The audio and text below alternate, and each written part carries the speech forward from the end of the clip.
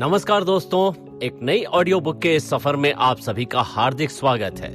आज हम आपके लिए लाए हैं एक बहुत ही सुंदर रचना जिसके नाम में ही सौंदर्य है, सुंदर कांड, जिसे गोस्वामी तुलसीदास द्वारा लिखा गया है और जिसमें उन्होंने रामायण का सबसे सुंदर हिस्सा सुंदर कांड को दर्शाया है।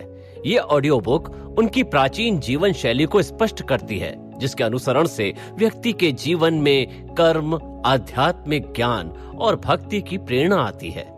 बचपन से ही डर लगने पर हनुमान चालीसा ही याद आती है। हनुमान जी के मंत्र से सारे रोग, दुख और भय दूर हो जाते हैं।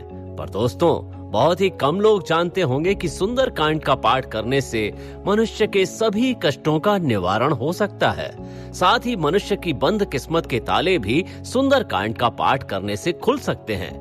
रामचरितमानस में 7 अध्याय मौजूद हैं। सुंदर कांड के उनमें से 5 अध्याय हैं। ऐसी तो रामचरितमानस के सभी अध्याय को भगवान की भक्ति के लिए ही लिखा गया है, परंतु सुंदर कांड का महत्व सबसे अधिक बताया गया है।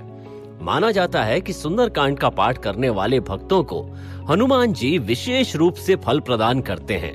उनके आसपास कोई नकारात्मक शक्ति भटक नहीं सकती। सिर्फ शास्त्रीय मान्यताओं के द्वारा ही नहीं, बल्कि विज्ञान ने भी सुंदर कांड के पाठ के महत्व को समझाया है। विभिन्न मनोवैज्ञानिकों की राय के अनुसार सुंदर कांड का पाठ व्यक्ति में आत्मविश्वास और इच्छा शक्ति को बढ़ाता है।